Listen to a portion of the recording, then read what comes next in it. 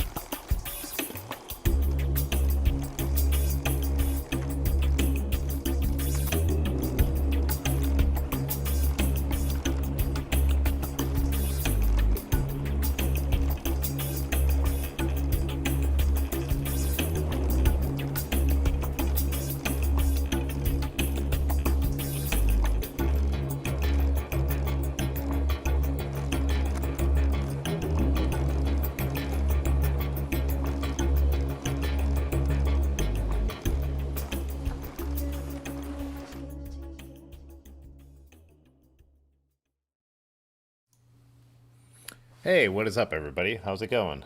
Ooh, a little loud, I think. Turn that down a bit. I was doing some voiceover stuff for a work video earlier, so I think I had cranked up my audio interface to do direct recording. Anyways, I think I have it maybe still a little bit too hot. Turn down a little bit. Let me know if it sounds okay. So, got Large Marge in here, Pudgy, JMZ, Dylan, Farley. What's up, man? JB5, Roger Hart. Yeah, how's it going, everybody?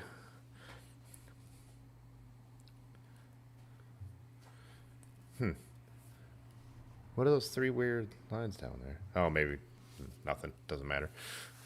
Volume is good, Captain Map. I actually don't know how to pronounce that. It was funny because I was sitting at, I actually sat at a bar last night for the first time in over a year, obviously. Talking to my friend Wes, who, hey, what's up, David? Um, that I used to ride with, that I started riding with again when I got back into riding.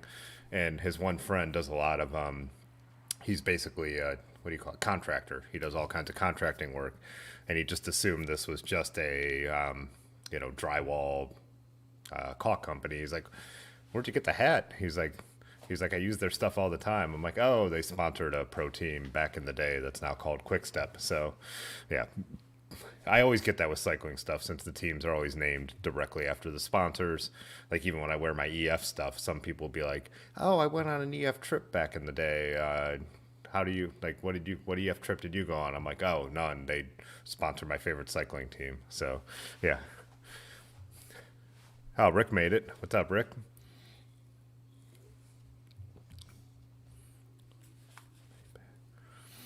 Oh, Pudgy said he's always pronounced it Maypay, but no clue if that's correct. Yeah. In my mind, I've always said Mapai, but same thing. I think he said Maypay, so it's probably more correct. But I think I hear it on like when GCN, like even they did the history thing with Museo, and that's the night I ordered the cap. But I was watching the Museo GCN Legends, and yeah, might pay.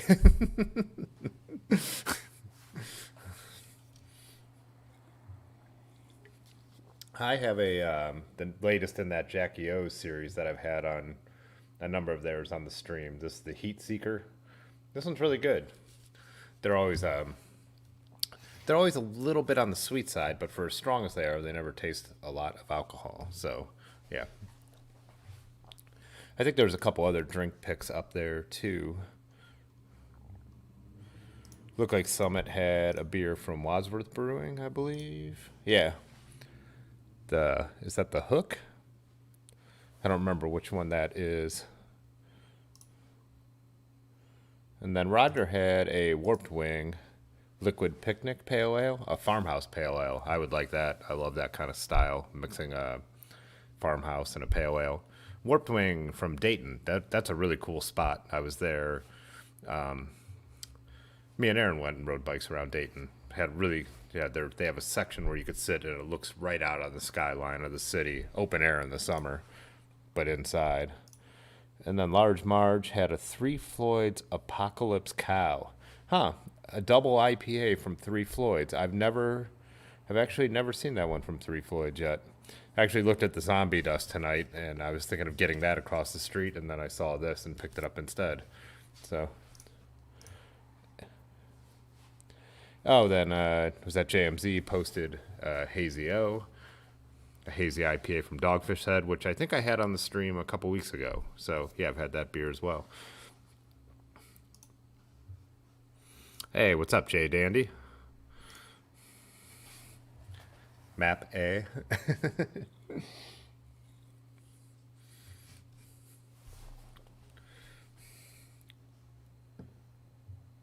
So,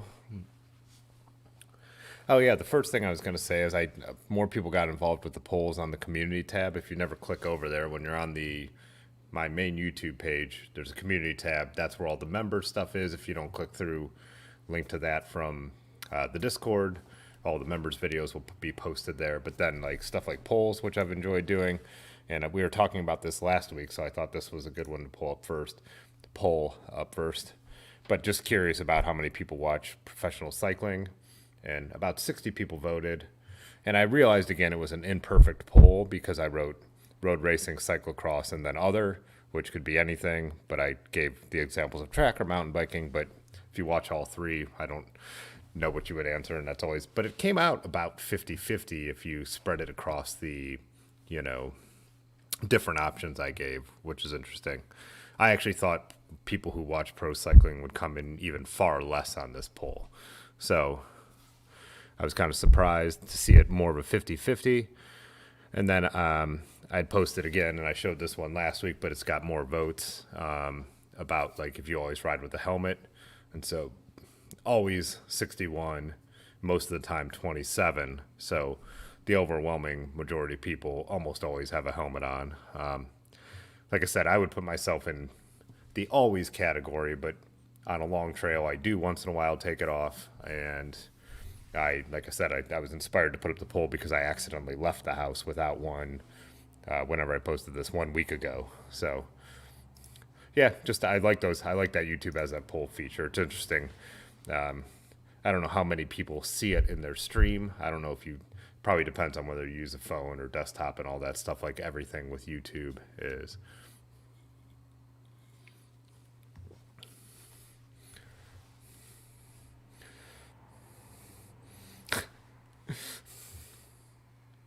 Oh, Roger was saying Warpwing opened another brewery in another part of town, so now they have two locations. Interesting. Yeah, remember they kind of sat alone like by like a bunch of warehouses, but then if you walked like maybe was it a quarter mile around the corner from Warpwing, then that was kind of a what we have in Akron, like the Highland Square area, where it seemed like there was a bunch of bars right there, a couple other, one really good restaurant we went to, which was all locally sourced. I don't know if it was like a farm to table restaurant, but a place Aaron had in mind that was really good. And then another brewery over there, which was kind of like a punk rock style brewery, I remember.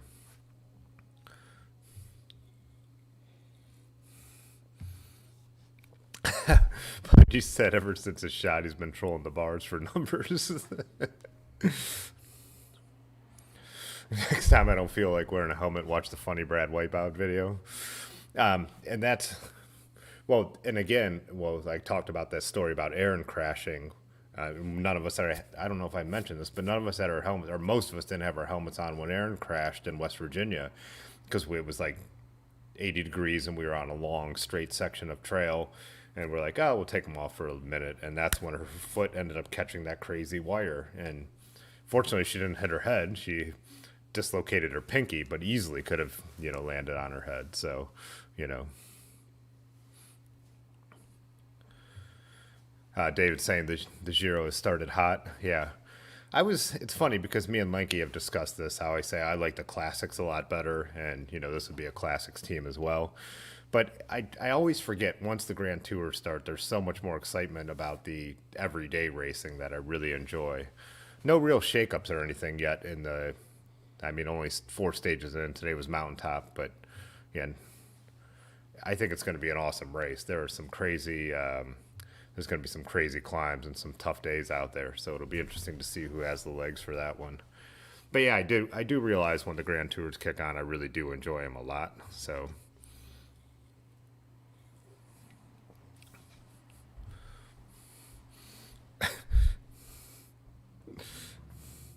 Rick was saying as an alternative to a helmet, he puts a lot of gel in his hair.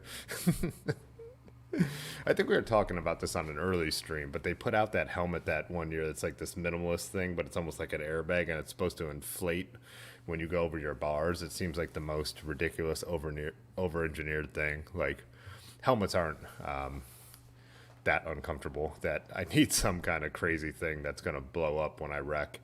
Then when does it also blow up? If I lean down to tie my shoes, is it going to go off? I don't, but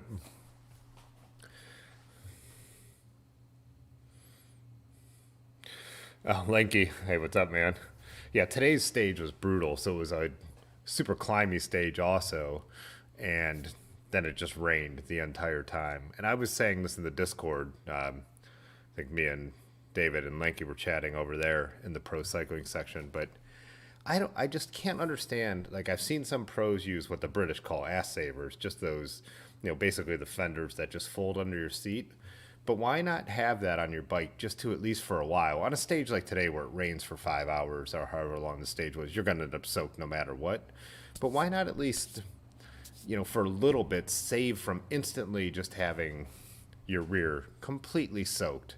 I just don't get it. Like that, there's no weight. That's not a weight problem.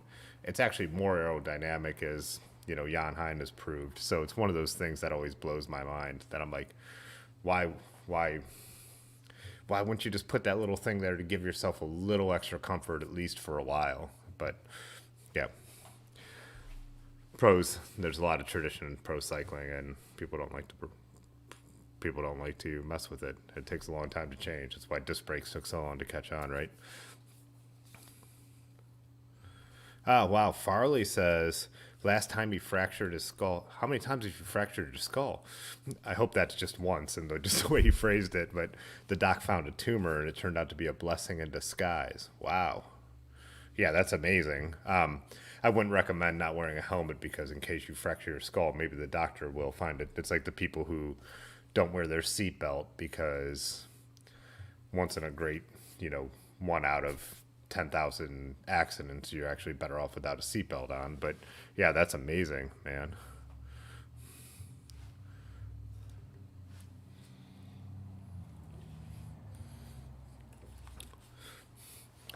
Who said that Sagan's their favorite rider? Was that Roger? Yeah, Roger. So yeah, yesterday Sagan's team busted their ass all day long for him to get him in position to hopefully win the stage, because Sagan could also climb a little bit and sprint, but it was a completely blown tactic because they never ended up catching the breakaway, which is kind of cool because we got a fairly rare in a Grand Tour winner from the United States of the stage. But yeah, JMZ is saying that Farley, we need to hear more of this story because that sounds absolutely insane. So yeah.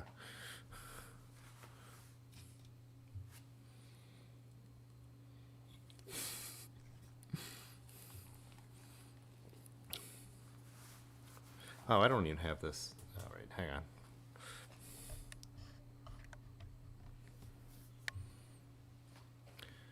Pudgy says after many of facial fractures, he runs a skid lid all the time. Is a skid lid the part that comes out here on those like mountain biking helmets or BMX helmets, or is that the part that is the skid lid like those full face helmets where they have that extra piece right here? Actually, that's a piece of slang I don't understand coming from more of the road and gravel world.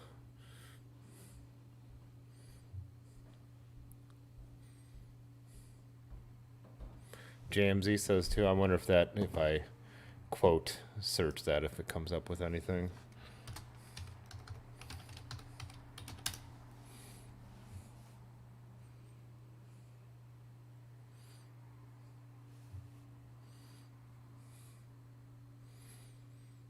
Dombrowski's.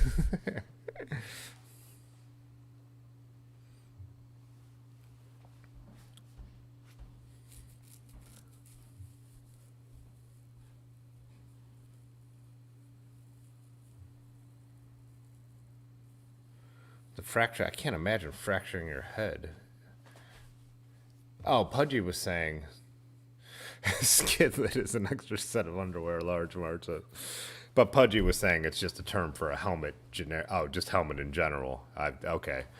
I thought you were saying since you had face fractures. I've seen like, the mountain bike helmets they seem to have like the visor that sticks out. But then I've also seen more of those like what the motorcycle guys wear, the dirt bike guys. I don't know what you call it, but yeah.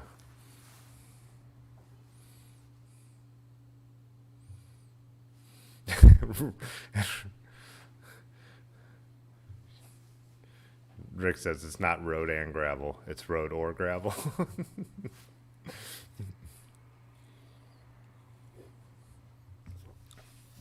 Speaking of road or gravel too, so a couple of the videos I watched recently, some interesting reviews on some new bikes. The one on Pathless Pedaled, the one, Rick Urbanowski hates roadies. The one on Decline's channel, which is a bike I've actually ridden because Otis from the shop had, and then that New Canyon were all kind of interesting bikes, and then Roger had also sent me a link to a bike company that I've never heard of, so must be fairly custom. So I was going to be interested to get people's opinions on these bikes as well. So I was thinking I'd pull them up, and it'd be a worthwhile conversation. Oh, so Dylan was saying a lot of the mountain bike visors are designed to break off on impact, or if they don't, they rotate up. Huh, interesting. Hey, what's up, Patrick? Welcome. Good to have you back. So yeah, I was wondering what people's thoughts on this were, because this was posted in the Discord, and then I watched a full review. Well, I don't think it was truly yeah, I guess it was a review. Is it? Now I can't remember. It's one of the British bike YouTube channels that's not GCN. It's either Bike Radar or Bicycle Tips. Hey, what's up, Robin? But this new... Oh, wait, that's the Cutthroat. I was looking at this new Canyon, and David had posted a link to this as well. But I personally probably would never buy... I mean, well, one, I don't buy new bikes, but probably wouldn't buy a Canyon because they are direct-to-consumer and they don't support shops. But I have friends who have Canyons and stuff like that. But this one seemed to, like, really tick a lot of the boxes of what I would ride, especially in the basic build that was, like, pretty price competitive, like low 2000s. You know, they have the ultra high spec ones that get into, like, the $4,000 range. But it sounds like there's a raccoon getting murdered outside the studio. Sorry. Very distracting. Huh. But yeah, Tim just lost the Dirty River sponsor. Yeah. I mean, spec-wise, and I mean, there's other bikes that meet these specs, but I just like the idea that you can have a 2x, like with the drop chainstay, because I like 2xs. But 50 millimeter tire clearance, which I think is which is nice. And I think it was 45 with fenders, which is pretty wide, you know. I wouldn't want this model with this. I don't care about this suspension seat post, because that's why I like B17s, like Brooks saddles. And even listening to the guy review it, he was talking about how he had to adjust his saddle pitch because of that. But the cheaper model doesn't even have that. You could throw a suspension fork on there if you want it, but it has like a lot of the mounts, you know. It has three water bottle cage mounts on the top for a bag, and then the cage mounts on the fork. I was like, in the geometry, looking at the geometry, like slightly longer chain stays, but still moderately aggressive. Just seems like this is like a really, really well spec'd bike. They have they had like 5 versions of it. How do I see the bikes? Is that not loading? Oh yeah, there you go. Yeah, so that's the 24. They have the $2,100 one, which is the GRX 10 speed, I believe.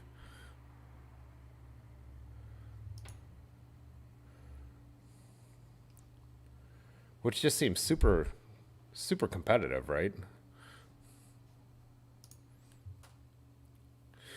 Large marks and too many chain rings.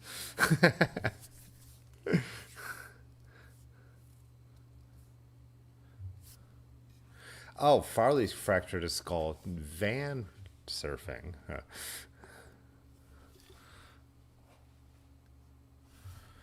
But you said get a bear claw. Of course he does.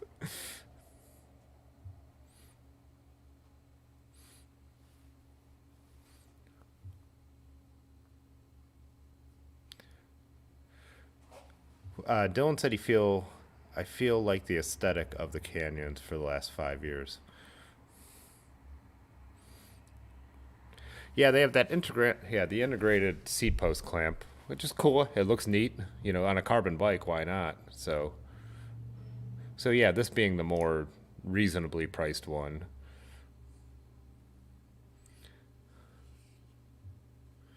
Oh yeah, Dylan, you don't have enough seat posts sticking out to be able to get that suspension, but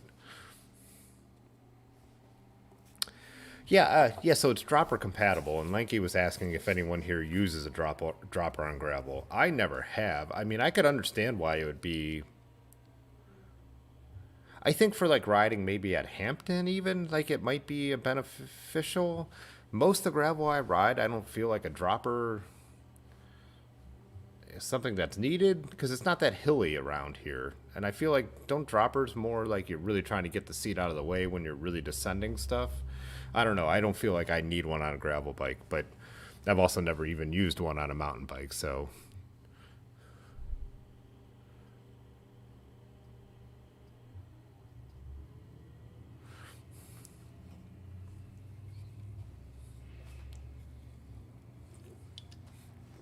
yeah. Anyways, I just thought this was kind of a like I said, not a bike I would buy, and like no offense to anyone who buys Canyon, but yeah, we just happen to have. I mean, there's a bike shop less than a quarter mile here. My friend owns a bike shop 3 miles this way, and then down in the valley was a bike shop that I used to go to before my friend opened up a bike shop. So yeah, I'm a bike shop guy. I like being able to have service and getting stuff fixed, but man, the specs on this bike, I'm like, this hits all the marks for me. If I was going to buy a brand new gravel bike, this would be the price range I'd be looking at. This would be like more clearance than I have on my Raleigh, where I'm kind of limited to the 42s, and it's 700C, which is I think more my speed. I totally understand the 650 thing, but yeah.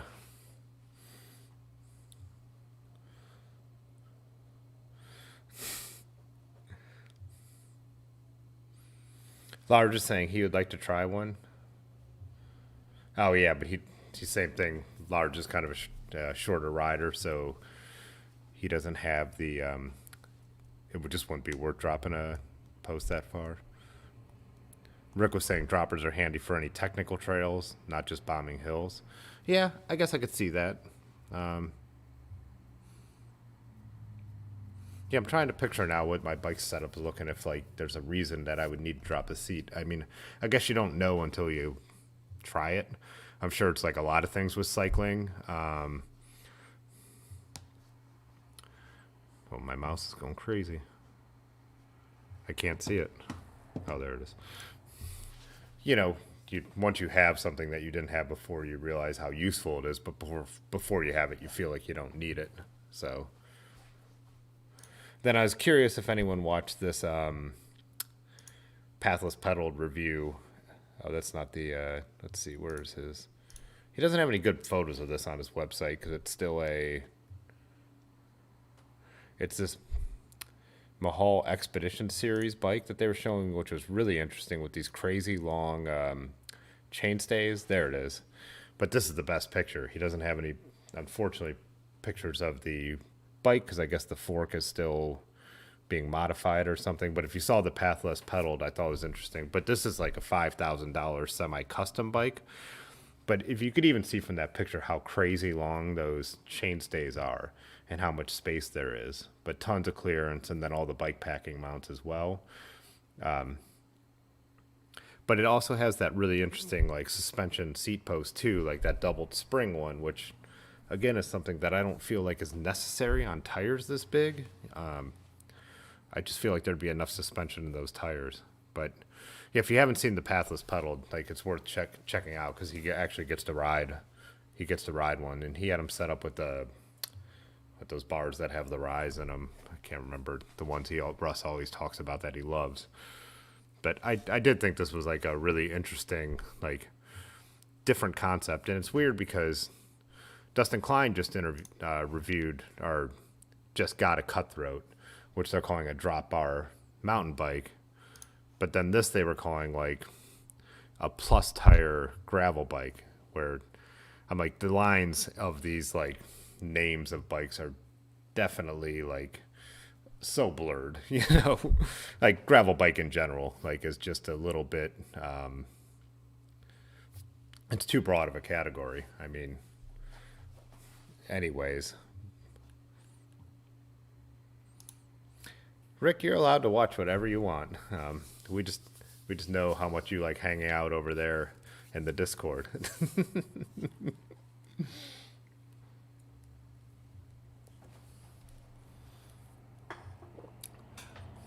I had already started off that beer as a little pregame, so I brought another one out here so I'd have it. But let's see what Patrick was saying about the.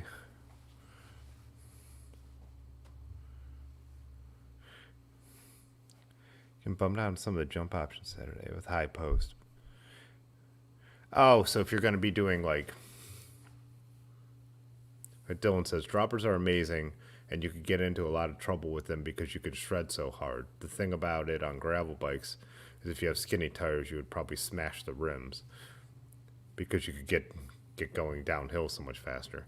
My weak descending skills are probably going to limit my crazy descending. I don't think the dropper is going to get me going too fast. But Dylan, you're a whole nother level of rider than I am. So, Dylan and Pudgy are people who are going to hit the jumps and all that kind of stuff, whereas I am not. Like I was even showing when we did the last out by the Moon Tower trails, which I know Jay Dandy, we were chatting about as well.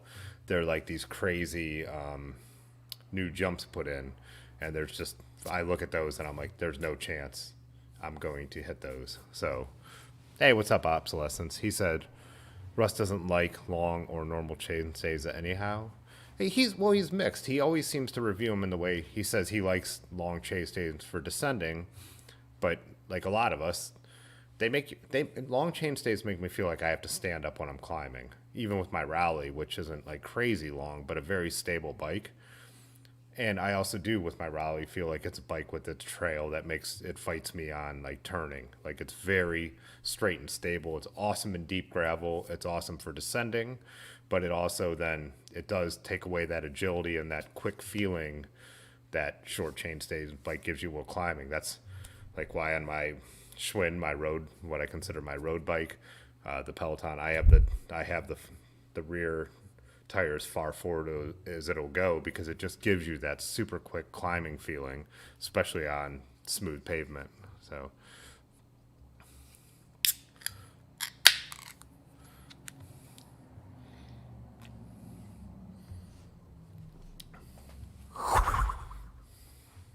Mike J became a member. Hey, Mike J, thanks for joining the family. Yeah. Appreciate that. Join us over in the Discord where there's members channels, as I always mention, and all that stuff. And also DM me either in the Discord or on Instagram, and I'll send out some swag. I just sent out some to JB5 this week. So Andrew Smith asked a question that I missed. Any of you guys riding Brody gravel bikes? I'm looking at maybe trying geared bike instead of a single speed. Is that a brand, Brody? Check it out. Or is that just a term? Because you guys know me.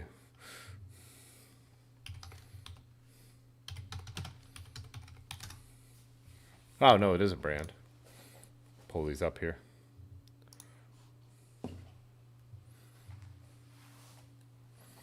I mean, if you're looking from branching out from single speed to gravel in general, I mean, there's tons of options, but enter and explore.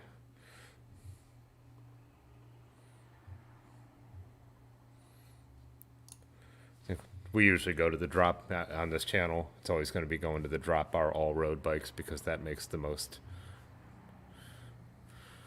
Let's see.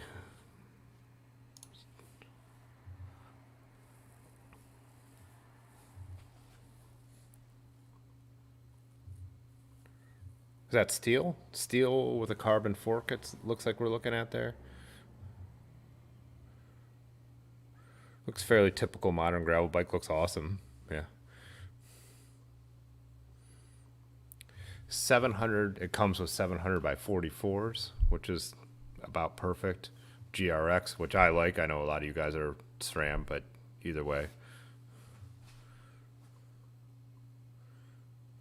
Huh, I wasn't familiar with them, but yeah, that's cool bikes, and I've had those. Those are the WTB Radlers. I believe those are actually tires I originally had on my Raleigh. But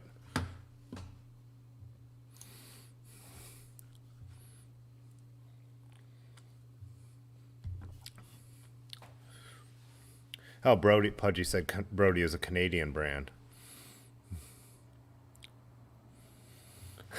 Hey, Mike J said he was enjoying the channel and thought it was time to show some support. Thanks, man.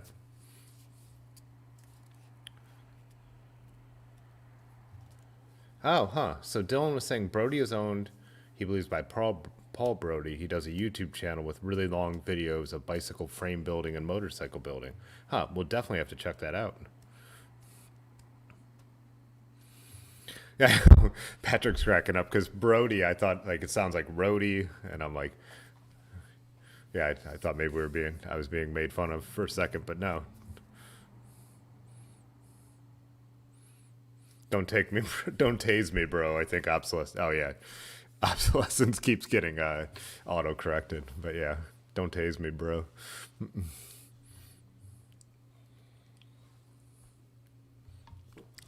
Yeah, Dylan was saying like sliding dropouts, like, well, you know, with like your typical quality vintage road bike, you know, you have those little dropout screws where you can get a fair bit of adjustment on the rear wheel. Like I said, on my Trek 500, since I use that bike for touring and a lot of weight on it, I have the tire or the wheel pulled all the way back in the dropouts as far as it'll go. On my Schwinn, I've pushed it all the way forward as far as it will go. Just two different things, two different uses, but similar frame geometries. And then it really does, that little bit of adjustment can give you a lot of different feel.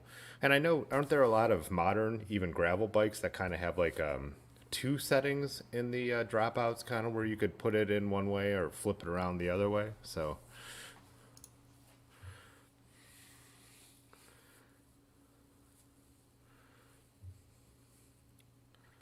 oh, and well, Andrew said he's Canadian, so there you go. He knows, that's why he knows the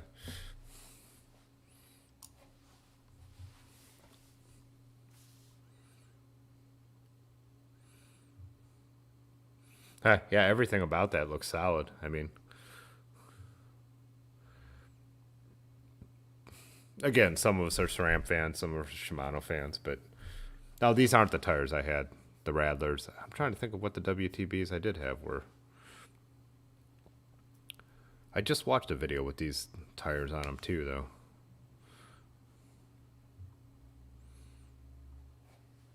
I like this bike because it looks like, yeah, solid for gravel and touring. So I wonder what the maximum clearance is. It comes with 44s, but what is the, I would want more clearance than that these days in case you needed it down the road. It's just a personal thing.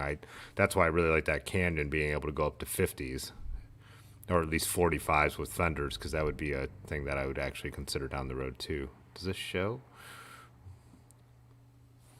Frame size, seat tube, top tube, head angle.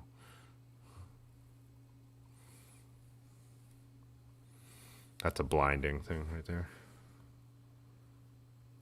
Oh, so it's 4130 chromo.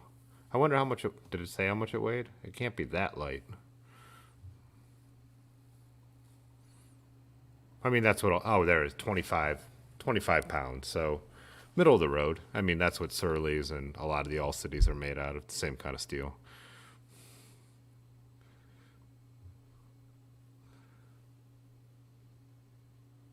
I do like the standard, fairly standard look of it. It has kind of a unique, how the seat stays come in a little bit higher on the bike is a little different. It's a little slanted, but still kind of a cool looking, classic looking bike.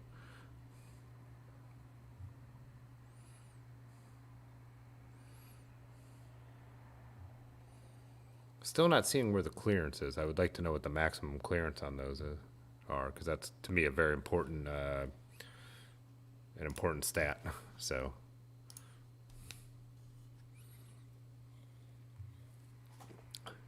Brody's come with a goalie mask helmet.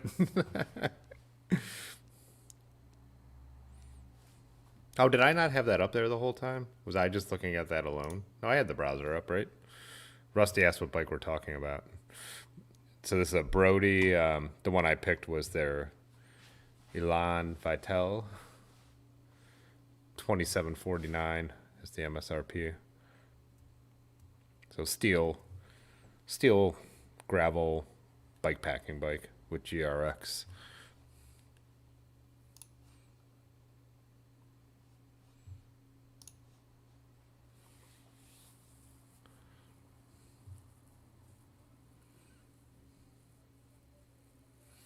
See where you guys were farther back in the conversation. Oh, Pudgy was saying how he was from near Canada in Maine. Oh, and Dylan was saying that Outso Bikes had that well thought out chainstay flip chip. Yeah, that's probably what I was thinking of.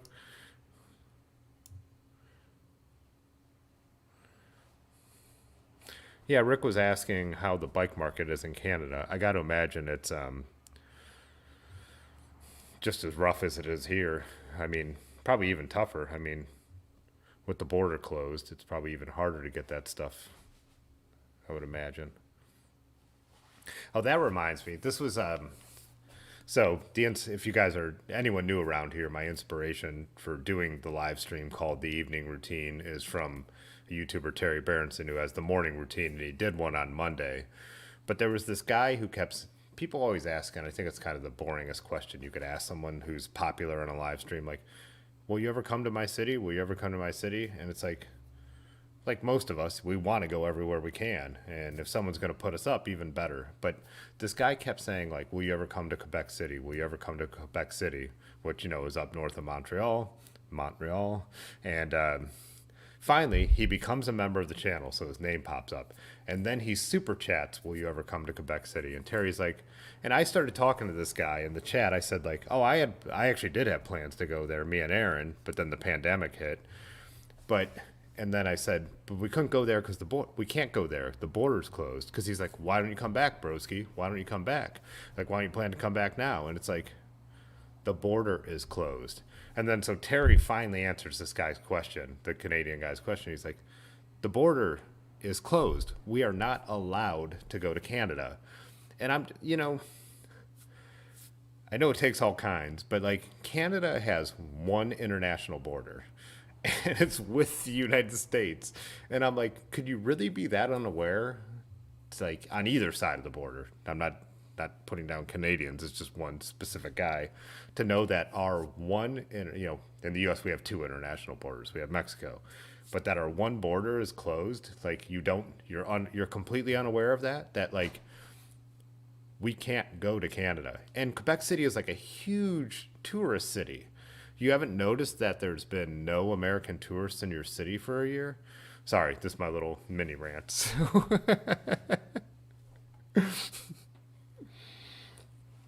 It's one of those things where I'm just like, people blow my mind all the time. I'm like, I just can't even imagine that you could live in what's considered a tourist city and not realize that your one international border has been closed for a year. Anyways. I love some poutine also. Yeah, speaking of Canada. Obsolescence is saying he thinks the max tire fit is too hard to put a finger on with larger tires. Yeah, but they still usually give you a manufacturer's recommended max tire. It doesn't mean it depends on the rim, it depends on the tire, all that stuff, but they still give you usually a guide on what they believe the biggest tire you could put on there is, so...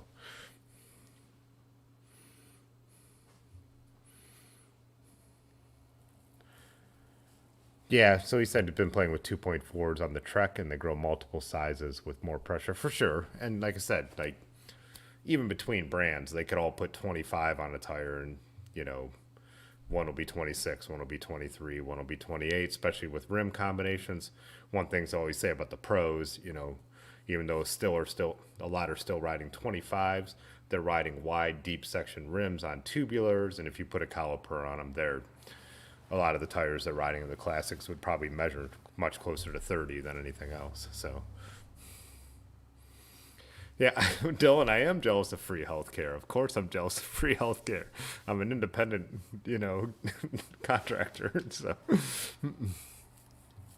Oh, and the other thing, as we talked about with the COVID shots, it just proves healthcare can be free. None of us paid for those. You go, show up, and get one anywhere. I mean, the whole thing's a scam and a stupid system. But yeah.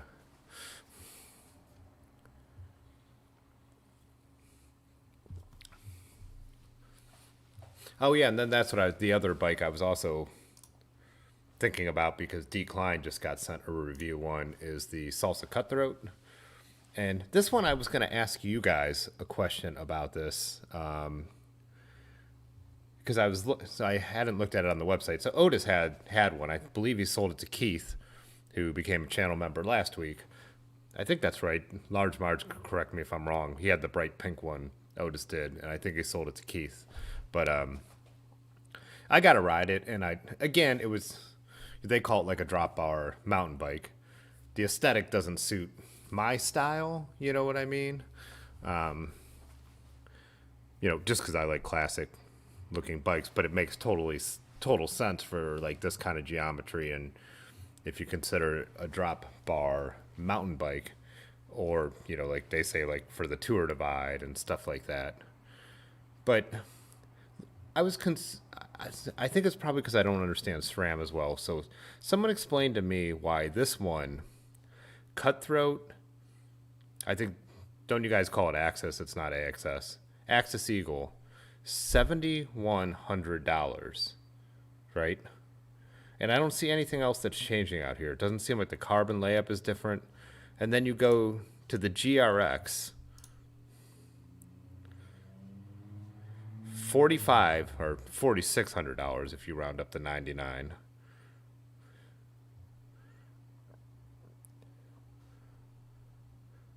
Then you go GRX 600,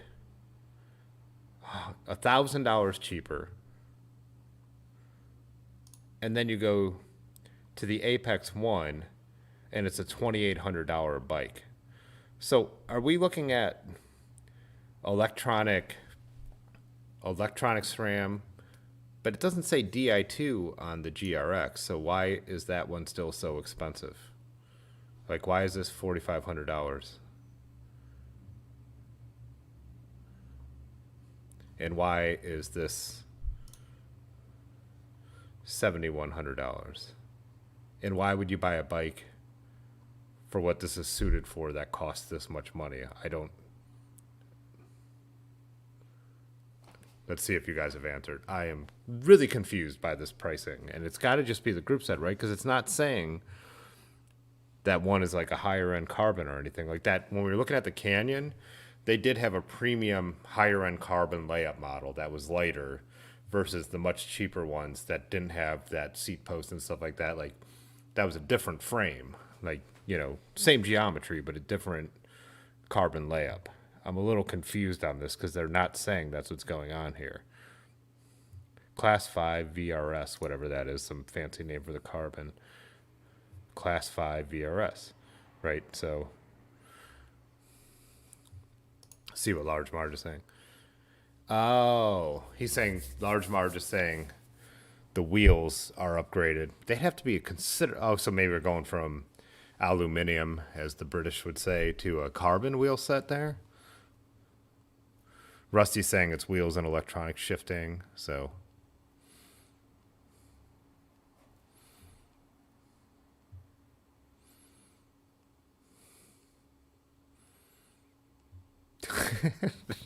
Rusty's still on me being a vampire thing. I probably look a little like a vampire tonight with my tired eyes.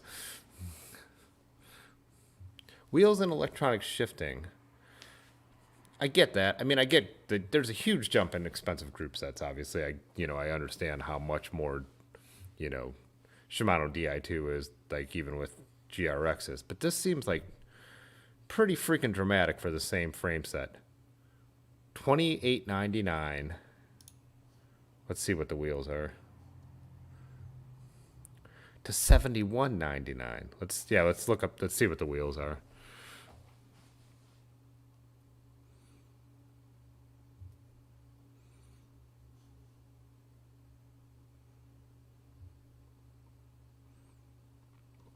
What do they say? Build kit? Would that be under the build kit?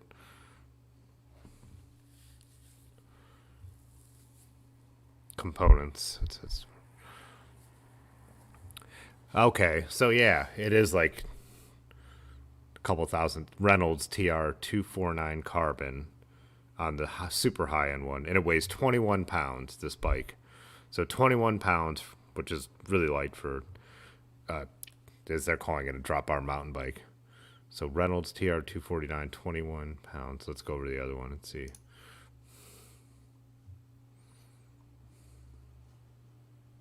Whoops.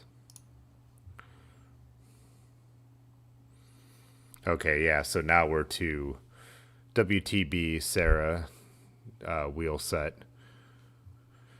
at 24 pounds. So you're paying $4,000 for 3 pounds, I guess, right? So,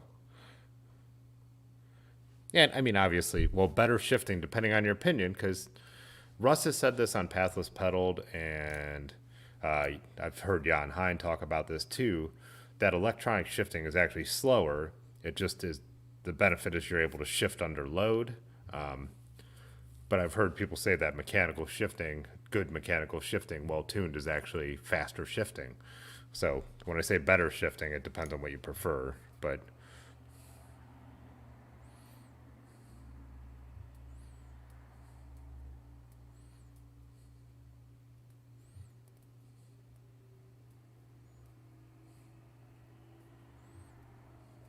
William was saying the cut through looks nice, looks sweet, even the low end one is way out of budget.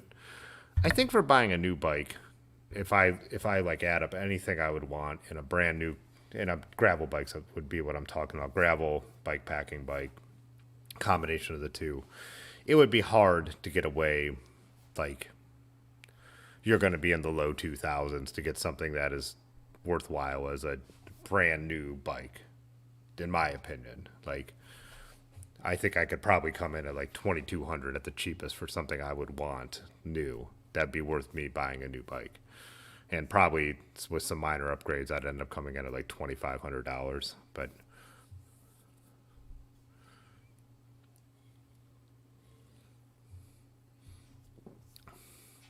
Dylan says he doesn't know. We're talking about the shifting here with that, I'm sure. He has some GX Axis on his two bikes, and he feels like it is better than mechanical. Yeah, the shifting I've done on the electronic group sets have been like riding one of the shop bikes around a parking lot or just like around the block. So I can't say. So I mean, definitely different opinions. I mean,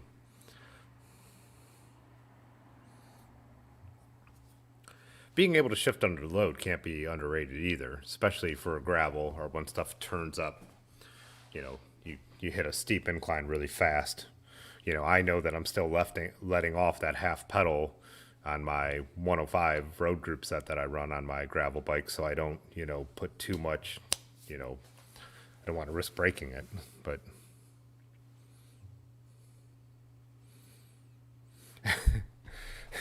Farley says even with the money he'll save on weed now, it's still out of his league. Yeah. When you add up components on their own, though, and we all, any of us, I know Dylan and Rusty and Patrick and Large, a lot of us in here know, like, all that stuff on its own adds up so fast. If you're going new, you're almost better off buying a new bike than buying new stuff. I mean, my, 105 11 speed group set, what did I still pay? Like, it had like 4 months of use on it from a friend, and it's still like $600, right? And, some velocity, wheels that are nice but not high-end super lightweight carbon are still $600, $1,200 right there. Those are both things I bought slightly used, and that you're already at $1,200. That's without a frame, without handlebars. So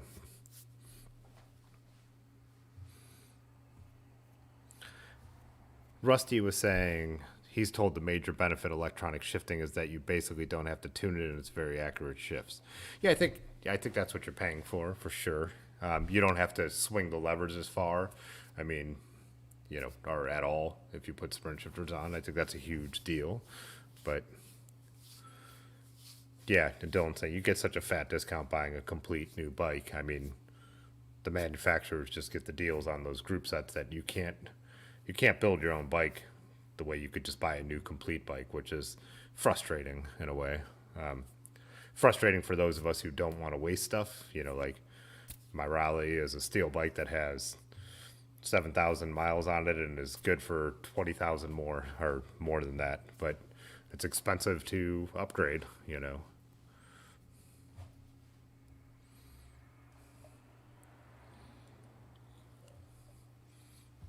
See what else I missed.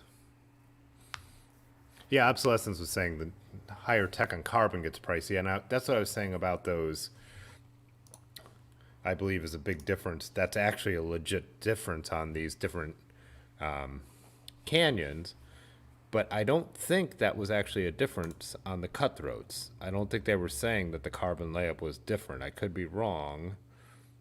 Let's see, cutthroat carbon. Oh, maybe it is. Frame, cutthroat carbon, fork, cutthroat. Let's see now, go to the high end one.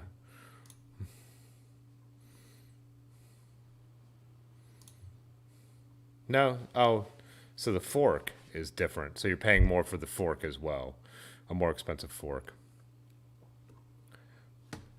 So I was saying that to Otis. I was saying I wouldn't mind replacing the fork on the Raleigh with a carbon fork at some point. And when he sent me some options, same thing. I think those were in the $400 to $600 ranges for a carbon fork. Whereas you buy a complete bike, you know you're not. I don't. If you broke it down, you're not paying $400 for the fork, $600 for the fork. So for me, I was like, man, just think by the time I upgrade the wheels, you know, the group set and the fork, it's like I'm almost at. I could buy that Canyon. You know what I mean? The low end Canyon. So, yeah, it's crazy to do stuff on your own. Again, the other benefit though is I'm doing it. I do stuff like that slowly. I'm not doing it all at once. You know, I'm upgrading components at a time. I rode the Raleigh. You know, first got the wheel set that was a little nicer and rode it on 9-speed 105, and then later upgraded the group set. And now I'm getting a new wheel set built for it because I've destroyed the wheel set with industrial gravel riding, apparently, because when Large Marge switched out my tires to the Rene Hurst, we just saw how many horrible dents I had put into the wheel set. So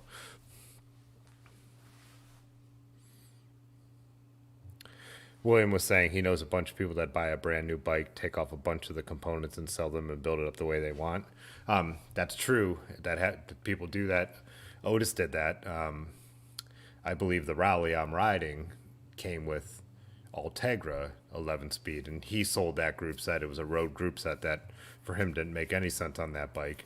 He sold it, put it on someone else's bike, made that money, and then I believe he built the Raleigh up in a 1-by when he was riding it.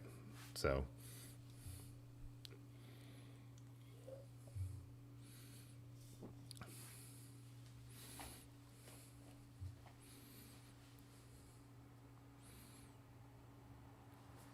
oh, Dylan, I'm actually rebuilding the same wheel set. Well, I'm not. They'll be rebuilding the same wheel set I have. So Otis just ordered the new rims for my Velocity wheel set. They're the Aerons. Is that how you pronounce it? Well, me and Large Marge actually Googled this. That means little wing in French, and that's also what controls an airplane in some way. But yeah, so just ordered the new rims, and then Yonda's just going to build them up with my Velocity hubs and the spokes and everything. So basically the same wheel set. The other thing I didn't realize, I was annoyed at first when we pulled it off, and I'm like, I've kind of torn these things up. I'm 7,000 miles in on that wheel set, which just seems crazy to me, but I don't know how long it should last, but like Large Marge says, we do stupid stuff with our bikes, you know, and I'm also riding on 42, so underbiking some of the stupid stuff we do.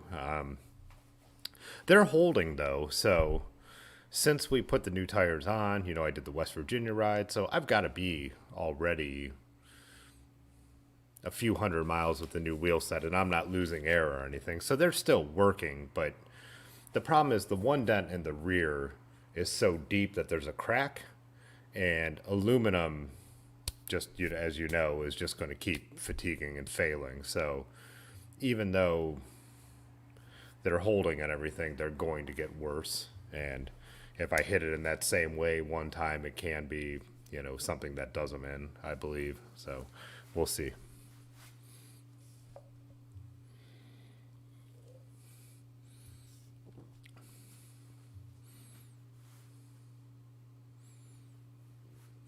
Rusty was saying he has a new job, 15-mile commute one way.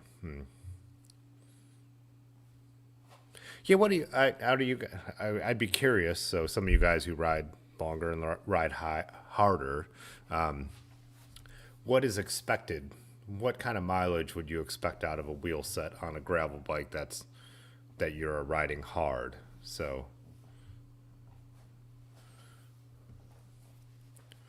like, do you expect them to always last? We talked about this too with like cup and cone bearings, like on bottom brackets or on wheel sets. One thing I like about them is you could take them apart and replace them. And some modern wheels, you can take out the sealed bearings and replace them. I think we actually did in the wheel set I have when we put on the 11-speed 105 group set. We at least serviced them. Can't remember, but we were doing so much of that bike, we had it all stripped back down. But I'd be curious what is in it, or I guess my wheels haven't gone, but my rims have gone. So is 7,000 miles legitimate for someone who underbikes and beats the bike up a lot?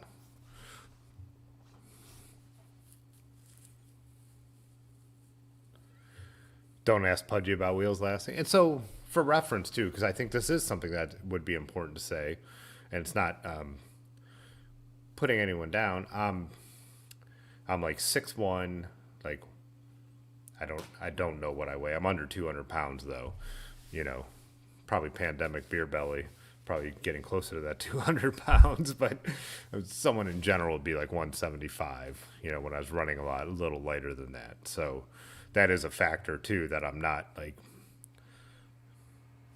super lightweight because of my height, but I'm also not heavy. So I'm, you know,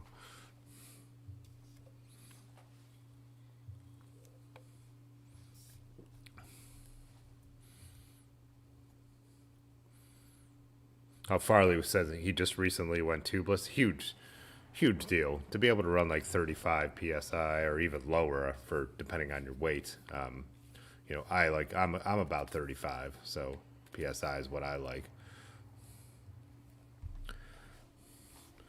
Obsolescence says he swapped out wheels in just over 1,000 miles. Cheap wheels though. I bought a set of, you know, me and Large Marge joke about these wheels. They're called Vueltas, and mine were actually rebranded something else. They were new, but I found on eBay that I put on my Roger Riviere, and that bike I've toured on, and I think that bike has like, I should look it up on Strava. I think I'm in like the 4,000 or 5,000 mile range on that bike, and they're not the lightest thing. They're cheap. They're a cheap like $250. I think they're like $200 wheel set. Those things still spin completely fine. They're still completely true. So you get those lucky wheel sets too in there, you know.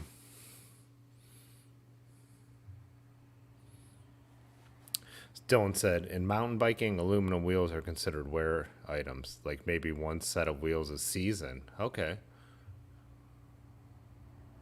Oh, so people go to carbon with lifetime warranty. So we have a friend who makes or sells carbon wheels, and I actually traded him for some work, and he's going to put carbon wheels on my Schwinn. So I'll have like a light wheel, deep section wheel set for a road bike. But I thought of having them, like, once I realized I'd messed up the velocity rims, I'm like, oh, maybe I should have them give me a wheel set for that. But then I'm like, well, I wouldn't want to go carbon on something that I'm breaking aluminum on, right? I know carbon's better now, but Dylan saying, seems like gravel bike wouldn't break rims so much, kind of strange since velocity is good. But remember, I'm saying like 7,000 miles, and then like that kind of chunky stuff we ride, railroad gravel, where I believe there's a lot of hard impacts and we're dodging just pretty gnarly stuff, you know. And then also I do light mountain biking on it. So, hey, what's up, Blackball?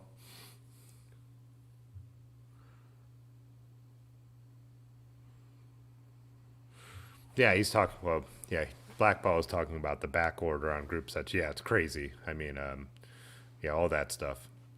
Like I said, I had a friend who, so for the rally, for the 11-speed 105, I have a friend who had all SRAM, and he wanted to put electronic, I can't, Large would know, but he wanted to put SRAM on the bike he had that had 11 speed 105, so I bought his lightly used group set, so I wasn't ordering new when I got it.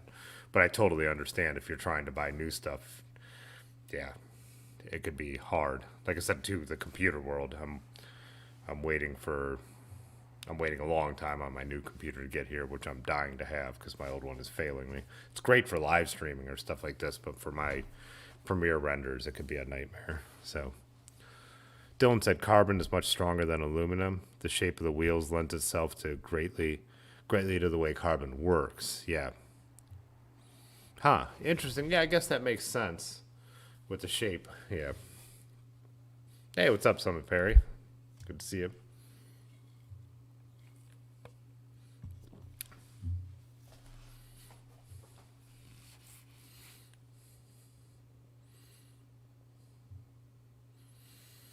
Lots of wheels from the factory aren't assembled well.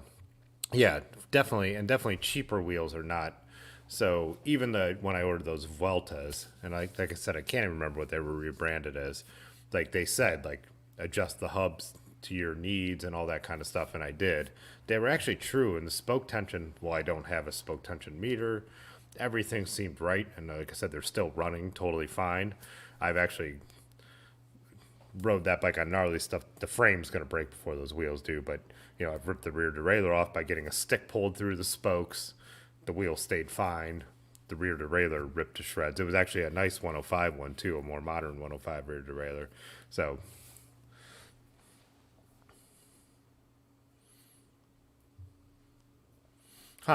so Dylan was saying that the carbon, they're putting so much carbon in there that they're the same weight as the aluminum. So it's just that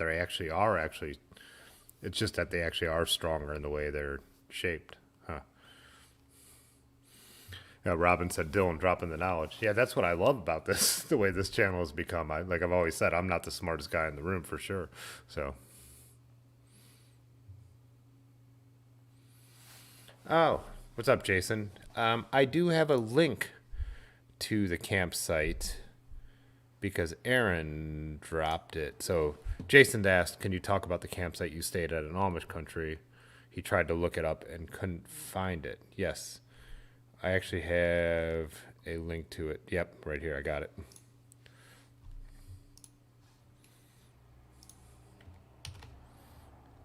So we booked it through HipCamp, which is like an Airbnb for camping. It's awesome. Me and Large Marge and Aaron have used it for a couple other trips so far. But so yeah, this is 18 miles if you come directly off the towpath to the, what is that, east?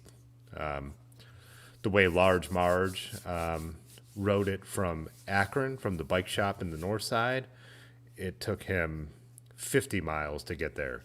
Coming straight down the towpath and making the L, it was 68 miles for me. So, but really cool. Yeah, really cool lean-to, fire pit. They put the fire out for you. Or the fire, they put the wood out so you could have the fire. Yeah, just this little wooded section of a farm. Hilly though, if you're going to ride there, just understand you'll be doing a little bit of climbing after you get off the towpath.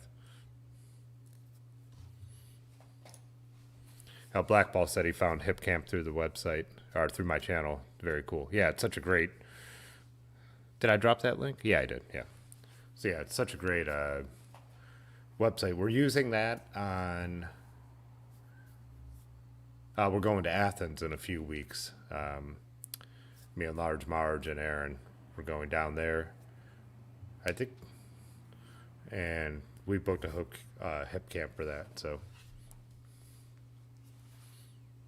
Dylan just said he booked a HipCamp for this weekend, going to Brown County, Indiana, which is a mountain bike travel destination. Nice. Yeah, check it out, Robin. Like, we used to always just look up like state parks and where you can go, and I still like staying at state parks. You're going to be able to buy wood and supplies, and they're going to have campsites. But yeah, HipCamp is like really expanded where we will go and check out, and we've used it a number of times. It's just... Yeah, it's really, really cool. Just a really great thing.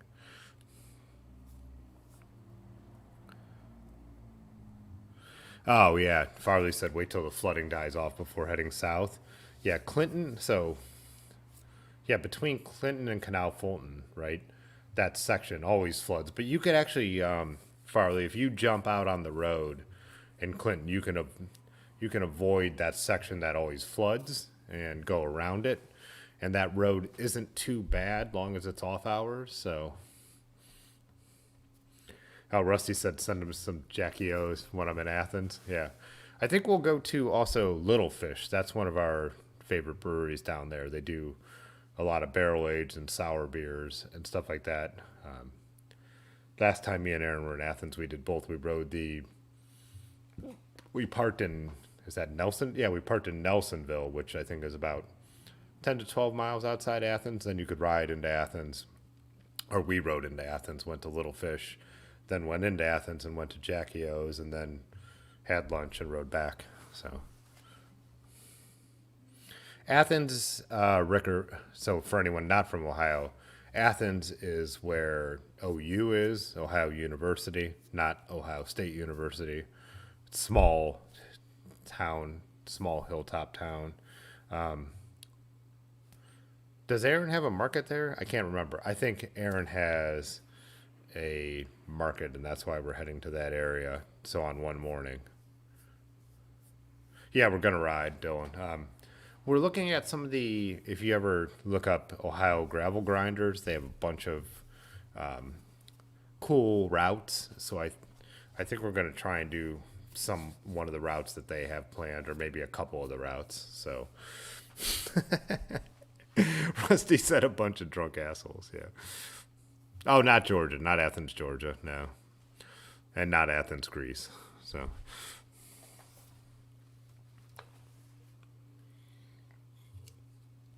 Are you a Bobcat dandy?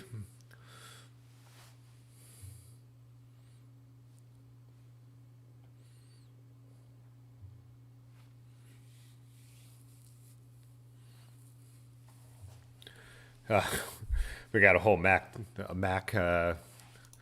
conference debates going on here. My dad is a BGSU graduate, Bowling Green State University. Group ride. I don't think we want to be on our bikes in Athens during Halloween, man. That's crazy.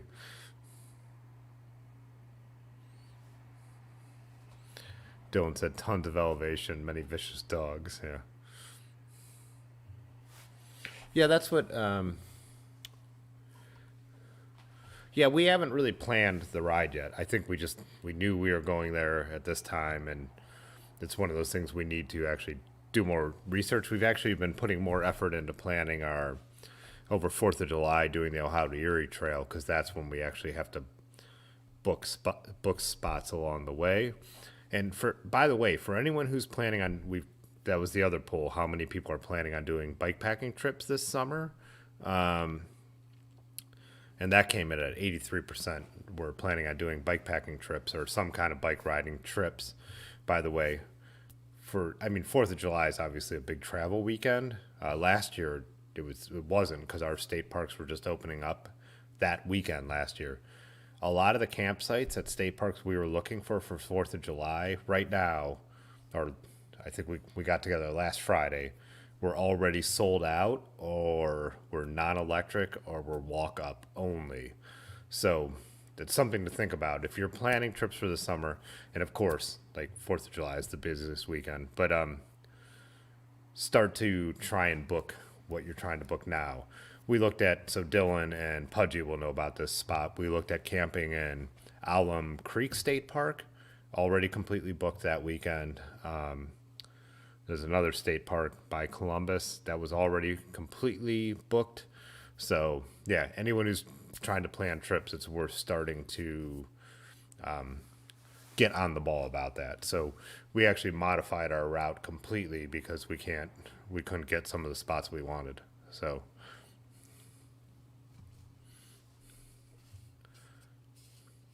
Jason was saying you have to check out Moonville Tunnel. It's an old train tunnel turning into a bike path that connects to the Athens Trail. Nice.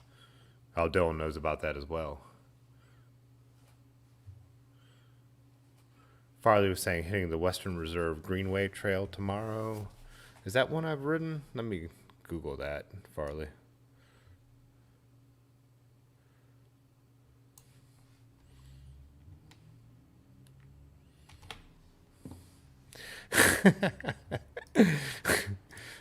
Bowling Green is flat as a pancake. That's glacial up there, so that's like glacial plain.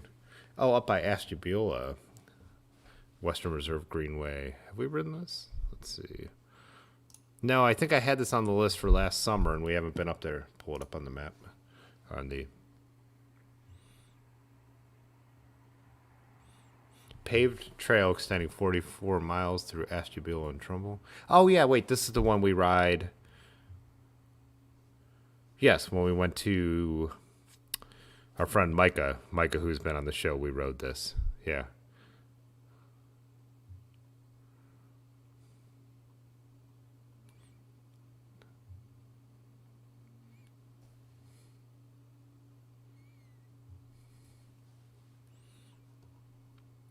Yeah, so we rode the Freedom Trail, then some country roads and the Western Reserve Green Trail up to the lake. And then we took, what is that, Route 2 out to Geneva, not Geneva, Conneaut. We rode to Conneaut, so we rode that whole thing. Yeah, Farley said Ashtabula to Warren. We picked it up a little bit north of Warren, so I haven't ridden the whole Warren section. Yeah, I did a video where we ride that whole trail. So I didn't do a double century in one day, but back-to-back centuries. The most I ever rode. So we rode over 100 miles up, but then we also did some gravel routes once we got up to the... in the morning we woke up, had breakfast with Micah's parents because they live up in Conneaut. And then he took us on some really cool gravel roads, and then we rode all the way home and ended up on... I think we got 120 miles on the second day. So, yeah, it was a lot of riding. It's got 12 bumps. Yeah, watch out on the Western Reserve Greenway Trail. There, you come to a section where it tells you that there's, I think, 12 speed bumps. So, Rick asked where Funny Brad is. He's out riding right now, actually. I saw a photo earlier. They were riding out to Wadsworth, where Summit Perry got his beer from. So... yeah, Farley, I know if you've ridden it a bunch, I guess it would become flat and boring. When it was to ride it twice and it was new to me, it was still interesting. But I could see how it's a trail you wouldn't want to ride over and over again, maybe. But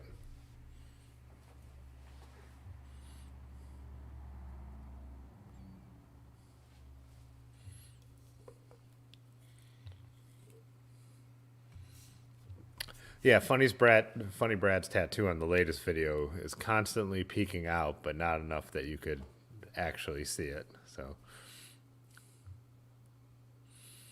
So you guys from out west who are saying that like there's nothing in the Midwest that is climby, I would say there's nothing in the Midwest that is super extended climb. So we have nothing like the Rockies, obviously, nothing like the Alps in Europe. But stuff like Black Fork, which we've talked about in the show, like the Black Fork race that was a week ago Saturday, that's what 60 miles with 6,000 feet of elevation. It's nothing to joke about. Like there are sharp, steep climbs in this part of the country, and a lot of them, and one after another. So it's a different kind of climbing. It's more like spring classic style of climbing, but there are climbs around here. They're just not, there's no, 10-mile sustained climb.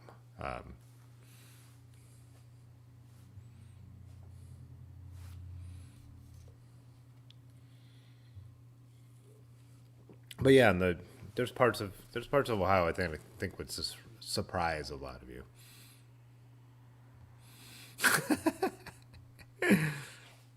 Rick said he told his brother about that stupid tattoo. He laughed his ass off. Did Funny Brad promise that he was going to reveal the tattoo at the meetup? I can't remember if he actually promised that, but I feel like he did. So Farley said he did the Maple Highlands Trail, another one that sounds familiar to me that is not coming exactly into my brain. Oh, this one's Chardon. I think this is the one I was thinking of before that I have not written, if I'm correct.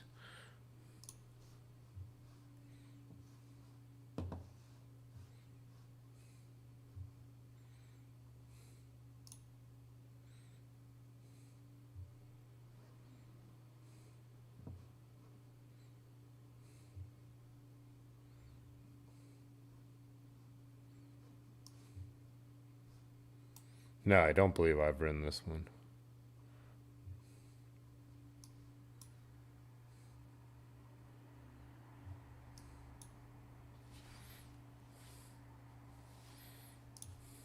JMZ is saying he definitely didn't say that he was going to show it. And Jason was saying if you put enough camping gear on your bike, it feels like you're climbing the whole ride. The way I've packed my Trek, it definitely does, especially with all the weight on the rear.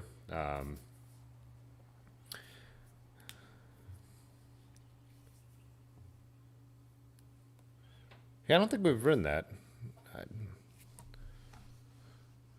No, by Painesville and stuff like that? Definitely not.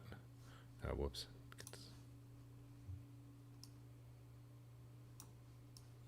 Let's see how it goes both ways from there. Huh, I need to go up there and ride that one.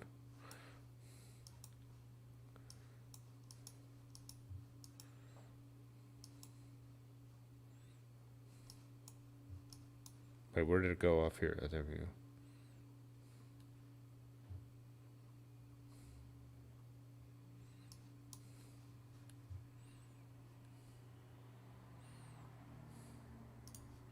Oh, let's do the, it's already after 10:15. Oh, Blackball was asking about my Trek. I'll get to that. My Trek is a 500, but it's a 1982, so it's a vintage Trek. So actually, traveling through, who is crossing the country right now, he has the modern, here's the link to his channel, check it out. He has the modern Trek 520, which is a true touring bike. Mine's a vintage Trek 500, which was never meant to be a touring bike. I converted it to Shimano 105 9-speed on 32. So for smooth touring, it, you know, like smooth pavement, towpath type stuff, it's fine. Cinders and stuff like that. But all right, let's do the break, and then we'll be right back. Hey, we are going to take a quick break right now. Grab yourself a drink, hit the restroom, smoke them if you got them. But first off, we do want to thank the members. On a small YouTube channel like this, the channel members really make a difference. They make it so we could do this with the frequency I like to do it and the quality I like to bring to the videos. It helps out a lot. So I appreciate the members. We have a few different levels, and you can check out that link in the chat right now or in the description of this video. Also, you know, I know everybody has all kinds of little ways they get nickel and dime these days with subscriptions. So if you can't help financially, that's no problem. Go ahead and hit the like button right now. Let's bump this channel up in the algorithm a little bit. So we'll be back shortly. And one more time, thank you, channel members whose name you see on screen right now. I want a tuna boat. I'll give me tuna boat.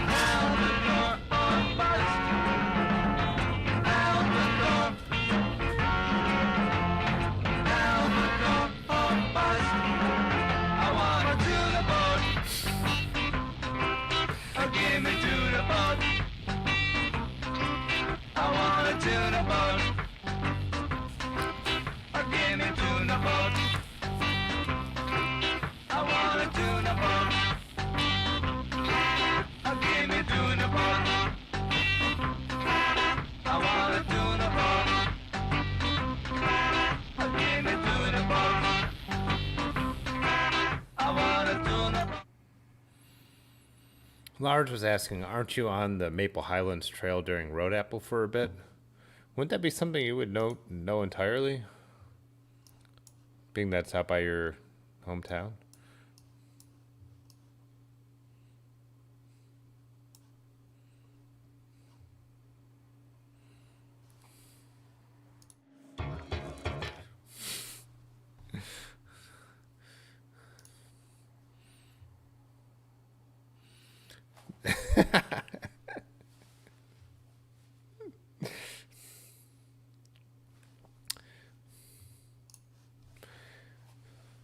Let me pull that up, by the way, for the image of the bike. Oh my god.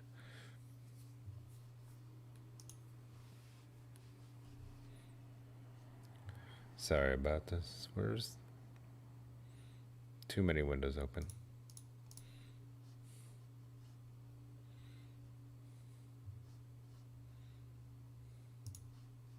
Can't find what I'm looking for. There we go.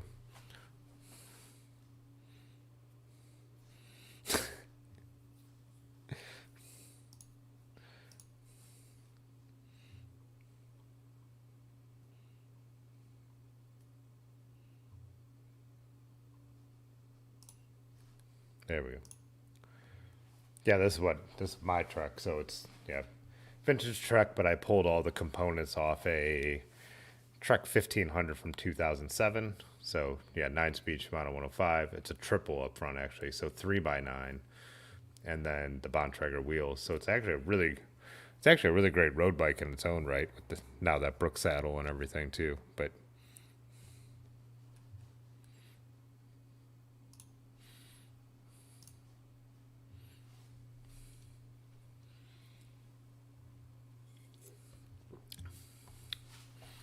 yeah, the Headwaters is the trail that we're on in Road Apple, which that's why I'm surprised Large is asking about, because he's from Garrettsville.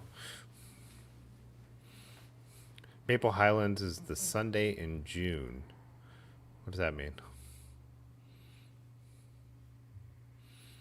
Or does the name just change at some point? Is that a longer trail? I've only ridden the sections between. I've ridden in Road Apple, and then when we go to camp on Large Marge's family's farm, we've ridden that into town, into Garrettsville, to head out to dinner and stuff like that.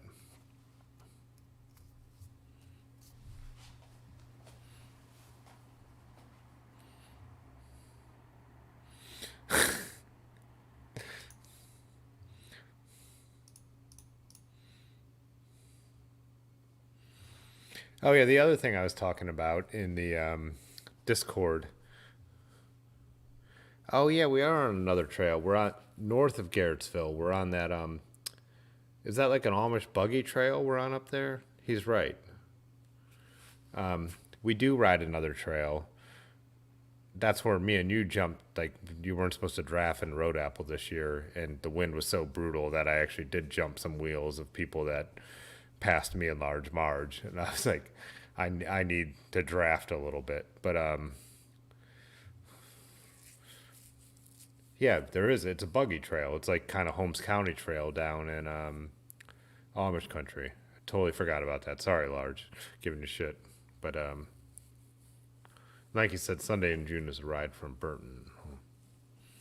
JMZ says, all right, now we got him looking up carbon wheels with lifetime warranties.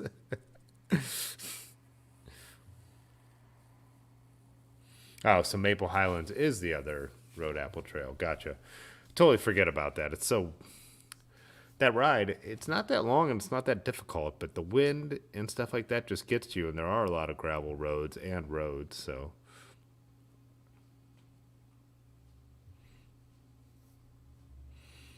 Oh yeah, so check this out. I was totally different subject real quick, but down in the bike cave in my basement, I used to have my bikes up here, like right over here against the wall.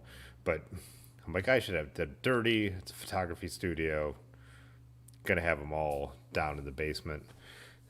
But so I kind of lined up a bunch of like concrete blocks that I would carefully line up my bikes on. It was nice though, because they're all facing me, and then I could just pick the one I want to ride and roll it out, and it wouldn't be that hard to get to any of them. But one time I came home a little buzzed, without the lights on, bumped it, and they all go over like dominoes.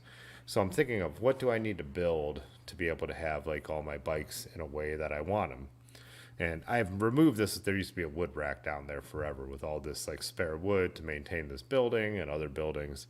I moved that to I have two basements. So I moved all the wood to the basement that has like my saws and all that kind of stuff.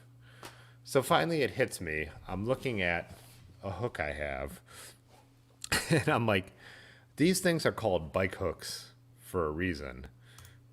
And so I ended up just hanging all my bikes from the floor joists in the basement, and I thought it'd be really funny to make a clickbaity YouTube video like the $2 solution to all your bike storage problems. But I had one. I had 8 of them, so these are 9 of my bikes hanging there. You can see in the back I didn't hang my mountain bike, which is my winter bike, because the bars. So I went every other one because the spacing on the floor joist fits all the bikes totally fine.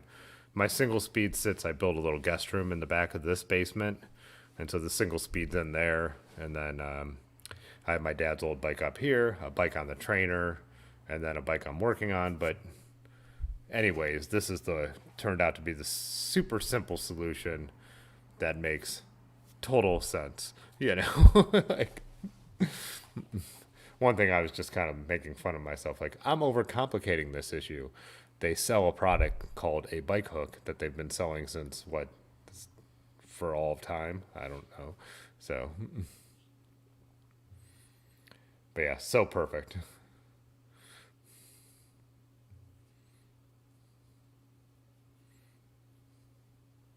You guys.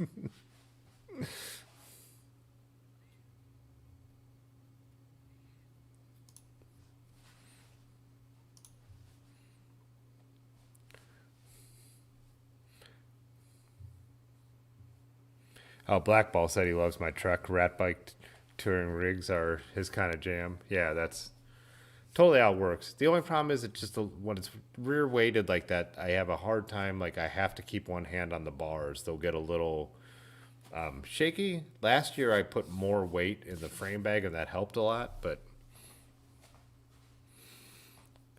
Blackball said my basement is a thing of beauty. Thanks. Yeah, it's the best use of space. It just makes so much sense, and I should have known that. I should have thought of this way earlier. And I built that little pegboard thing to give it's just all these like ugly white walls, and I have a chair over there and a little bar. If you've seen me do if you've been here for the live streams from the basement, they're right across from that blue pegboard.